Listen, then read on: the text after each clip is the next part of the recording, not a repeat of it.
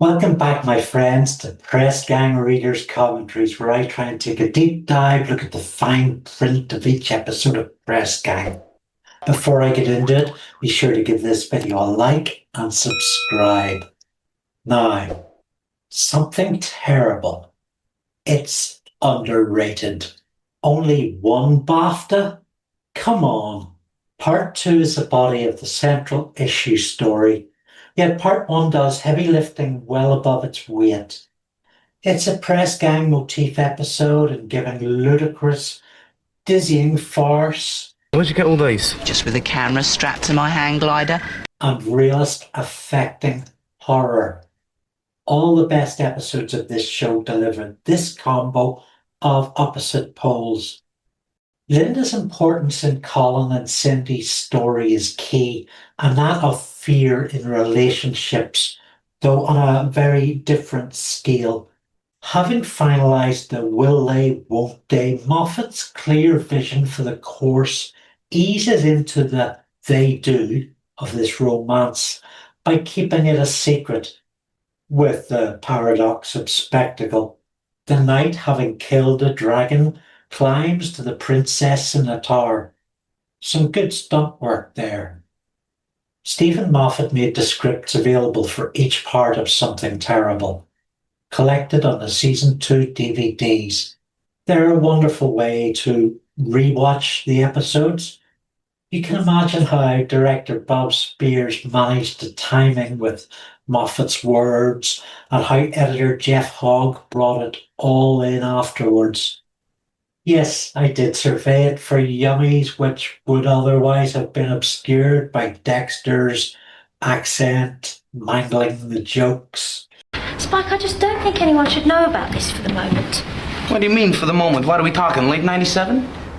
And the bits cut for time. And another thing, when I'm on my final approach, don't fold your arms, it's kind of off-putting. Things such as the Whales of Agony a relationship with Lynda produces. And there's also a glimpse through Spike's dialogue of the fairy tale happy ever after that he imagines they might find.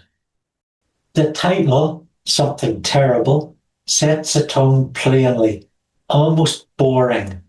Perhaps the start of a sentence not finished, too shocking to be spoken of. It gives a glimpse of Cindy's dilemma. The placing on screen is deliberate, a room of empty typewriters and the school's open window. It also foreshadows what will happen to Spike over the next few episodes. And there's a suitable shift from chirpy to sombre music as well. Part 1 re-establishes Colin Matthews as a boy with wacky schemes to make cash quick. He's perhaps the last of the troubled pupils exiled to the newsroom, left to shed off the attributes that put them there originally. Well, Spike beat up someone recently for love, so that's okay then. And Fraz is still Colin's wingman, not particularly active, presumably there for his own entertainment. Benjamin Drexel is played by Gian Sammarco, who ironically would wrestle with image problems in his own career. In the mid to late 1980s, Sammarco was at the centre of a cultural phenomenon, playing the spotty, internalised teenager Adrian Mole. His visibility, in the UK at least, was comparable to that of Daniel Radcliffe. It's truly very easy to underestimate just how visible Sammarco was in this period. He was a pop star in terms of having his face absolutely everywhere. The casting as Adrian Mole came with little experience behind it. It came through the recommendation of the Royal Theatre's artistic director, Michael Napier Brown. Brown gives Sammarco his start, picking him out of 200 boys for the Northampton production of the Henry James influenced play The Innocents. Adrian Mole, 2 series of 6 episodes each, were broadcast in 1985 and 1987 to rave reviews. And Weirdly, the theme tune was written and performed by Andree. Between the series, Sammarco would stay in the public consciousness as a presenter of Get Fresh, a Saturday morning kids magazine show, which seems to be a key influence on Series 4's crazy stuff. The downside was Sammarco, entering adulthood, was regularly cast as a teenager in a work culture unable to adapt to his aging. There were upshots to this, such as his comic turn as Benjamin Drexel and the out-of-place and unpredictable whiz kid in the unique Doctor Who story, Greatest Show in the Galaxy. And he appeared in 5 of the 6 episodes of Jackson Pace, The Great Years, a comedy series about an Indiana Jones-style adventurer. It occupies a place as something of a curio, a gathering of British alternative comedy figures like Keith Allen and Josie Lawrence, yet put out by Children's ITV and loaded with sexual innuendo. Though it had a passionate fan base, its existence is not well documented, with no DVD release. Sammarco also appeared in 2 episodes of Scream 2, the series of standalone dramas commissioned by BBC Two to keep up with Channel 4's ambitious film productions. These came out in 1985, his TV debut, and 1992, his last credited role according to IMDb. As work as an adult actor became harder to find, he simply lost interest in the challenge. A strong sense of social responsibility saw him move into geriatric nursing in the 1990s. He's 55 now. The character of Malcolm Bullivant sees Moffat have great fun with the trope archetype, and actor Sean Gascoine really leans into it. Of course, there's purpose in satirising a bully through to public and private humiliation. His towering over the usually flappable Kenny fails to intimidate. There's Lynda's delightful off-the-cuff line. Actually, no, there's someone here to kill Colin. Well, I'm sure he can manage it without you. And that patronises Malcolm. And then there's the ordeal of being in the same room as Colin.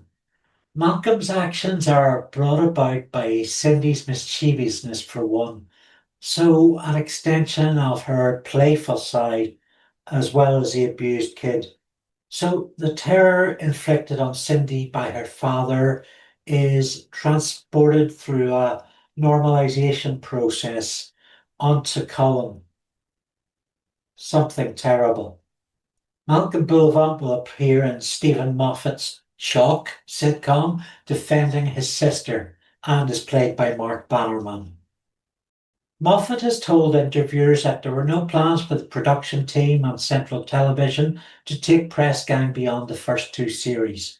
Yet Chrystie and Lynda and Kenny, haggling over the mechanics of printing the paper, works to see discussion of an independent Junior Gazette in Season 3. There's multi-plot comedic patter on show in the anomaly of Lynda does happiness, Spike does happiness, and Kenny's mum's shopping list. A view from the gallery accompanying it, and Lynda's eccentricities are dependable by here to draw in Chrystie, the adult in the room, to the shenanigans. In the newsroom's orbit, she's Batman in Justice League International. This straight man who's kind of given up and decided to roll over to the farce. Explain something to me, Kenny. You two are supposed to be the best of friends. How come you enjoy her spraining her arm? We are the best of friends. She was trying to push me out of a window at the time. Benjamin's ejection of Mmolki Chrystie confirms Colin doesn't keep Fraz around for muscle. When dealing with character-based absurdities in Press Gang, for example, the 3 drawers of the enemies lists, I tend to take them at face value as logic in this universe. I wonder, is there something more self-effacing at play? Lynda shows these absurdities often, and she's full of doubt. Colin has a veneer that's confident and tougher to question the surface of. And so Moffat and Paul Reynolds have set up the lad as mostly unflappable. He can't help himself to get to the bottom of the mystery without his silver tongue playing a defence of his business practices. Cindy is part stalker, part number one fan. Natasha Knight shows great range in conveying just how weird she is, unpredictable but also disarming. There's a call back to the Warner Edison funeral debacle, planting their chat in Lower, and unbeknown to Cindy, this was Colin's greatest low. The conversation is so odd it almost circles back to become business as usual. And then this happens. The script calls for it not to be overstressed but noted, something director and editor get just right. The role of the victim often has been written badly, also the survivor, one of those labels defining the character. Investing Cindy with her eccentric traits quickly establishes her in her own right, beyond those labels. As mentioned previously, my director Peter Childs played Tsar. He passed away mere months after this episode was broadcast. The illness leading to that was already in play at the time of filming, so that meant recasting Tsar with Arthur Wybrow, who had a plethora of spots on British TV from the 1970s to early 2000s. Colin's schemes and scams with stale food will pay off in a few episodes. Hopefully they don't include this one. What's the rabbit mean to you? A 4-pack of Lucky Feet. Ah. I ain't doing animals unless they're freeze-dried and wrapped in cellophane. Tiddler's bunnies initially seemed like a throwaway detail, but remember Warner Edison's funeral? Rabbits are a symbol of fertility. Renamed Spike and Lynda in the coda, there's something in that. Over the last year, I accidentally bred almost 40 gerbils, so I could sympathise with Tiddler's predicament. That reproduction nods towards a society of creatures, and so speaks to what Colin and Lynda have to consider in their investigation, the societal responses to their problems. Rabbits also symbolise kindness and the trickster. Tiddler's pitch builds on Cindy's dialogue in demonstrating Colin in universe is a celebrity, closely watched. He's well networked with many boroughs. Benjamin, Malcolm, Sophie and Laura are all part of that. At this stage, Colin's curiosity is piqued to invest in Cindy's mystery. In sales terms, her pitch has got him with its hook. Come on, Sullivan, eat your food. Sullivan the goldfish first appeared in the novelisation of At Last a Dragon, but this is his first on-screen naming. Spike in Lynda's bedroom, comically mistaken for someone else, is an inversion of the same playing out back in Interface. Witty repartee abounds. Enjoyable stupidity. So we might miss how the Spike who's not on Lynda's bed, was that a sex joke? How this is a plot beat. The extreme lengths she's pushed to conceal a relationship have worn her out. Heavy subtext when you think about it. Much like The Last Word, Part 1, there's something terrible under one of Press Gang's funniest episodes. I certainly dig the running joke of Benjamin as polymath, this time looking like a stock background player, concealed. Colin tries to get away from Malcolm with financial marketing. It's his go-to for everything. The darkened underpass or lane adds to the menace, perhaps a public manifestation of Cindy's own home life demons. Props here to Sean Gascoine pushing his physique out there, clearly relishing the comedy opportunities. Julie! Julie! Gascoine has a particular pedigree in acting for the arts. His TV debut was 1979. It was called Thomas and Sarah, a spin-off from the BAFTA award-winning Upstairs, Downstairs. As a child actor, he worked consistently. Grange Hill, Tucker's Luck, a very peculiar practice, cat's eyes. His success was almost certainly guided by his mother, the well-known British actress Jill Gascoine. Jill was a lead in femme detective series Cat's Eyes, mother and son appearing together in an episode. Sean was prolific in the 80s and early 90s. London's Burning, Scream 2, Drop the Dead Donkey, Rumpole of the Bailey, The British Empire, Corrie and Lovejoy. Oh, and in productions on stage, the Theatre Royal in Stratford East, Laurence Olivier Theatre, Cottelsloe Theatre, Ballandra Theatre and Littleton Theatre. And apparently he was in a mystery thriller film, Uncovered, with Kate Beckinsale. In 1994, he stepped away from acting to work as a talent agent at Lou Coulson Associates. And he had a talent for it. He was key in finding or looking after Andy Serkis, Kaylee Hawes, Minnie Driver, Lena Headley, Kelly Riley, and others. He established Lou Coulson's literary department and launched a few careers there. His work with the agency helped along the career of Sanjeev Bhaskar, and their relationship led to Sean producing 3 series of cult pop talk show The Kumars at number 42, along with drama series The Indian Doctor. Around this time, in 2008, he moved to United Agents as a partner in the film and TV department, representing an international roster of directors and writers. His current side mission is Story Punk. Co-founded with writer-director Julian Simpson, it's a production company focused on creative writing collaboration across all manner of multimedia, including graphic novels. Sean served as executive producer for their first podcast series, Temporal, released in 2024. Malcolm Bullivant's final showdown with Colin Reynolds is a standout piece. Gascoine is good, but it's a moment that really belongs to Paul Reynolds and actually Natasha Knight, each gleefully swimming in Moffat's mischief. Her earnest pleas in coded language, again something terrible, concealed, so we only see the comedy.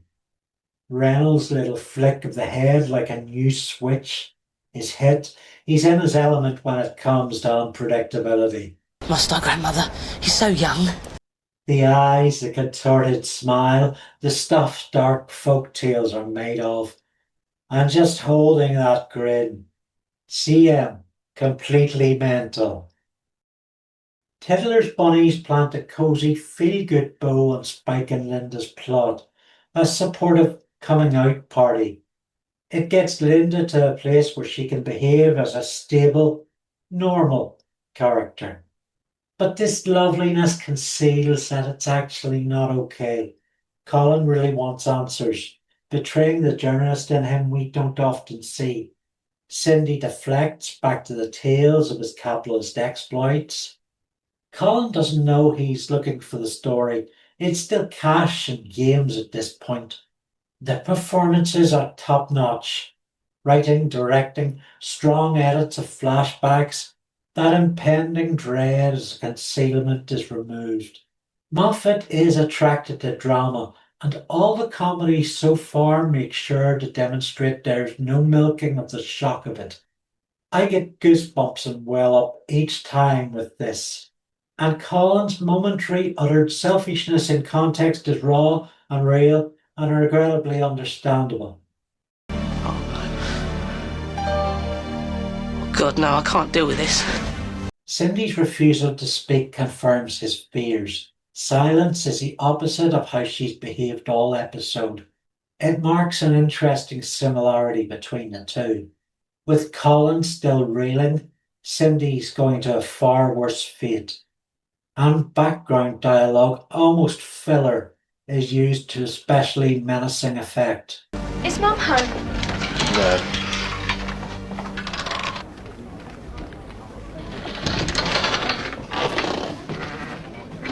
if you're affected by any of the issues raised in this, please give a look up to NSPCC and other resources that can help you. I've particularly benefited from Pandora's Aquarium, or pandies.org, which is a website, a forum full of guides for survivors and secondary survivors of abuse.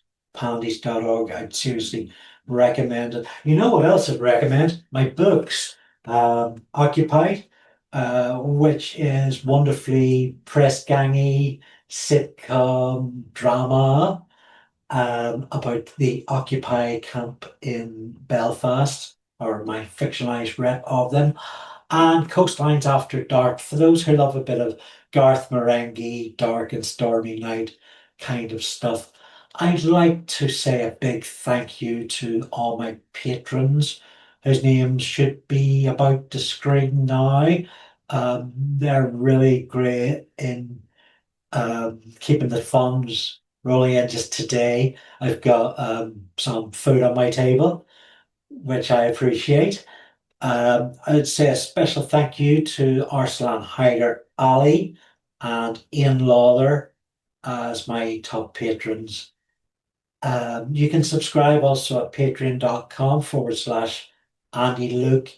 You get with that my 2 weekly videos, always several weeks in advance, and a plethora of comics, scripts, prose, loads of other stuff in the archive, and other things from time to time. Please do like, comment, and subscribe to this video. And a big thank you to the Junior Gazette HQ on Facebook for their support and conversation. And I hope to see you back next week for Something Terrible Part 2.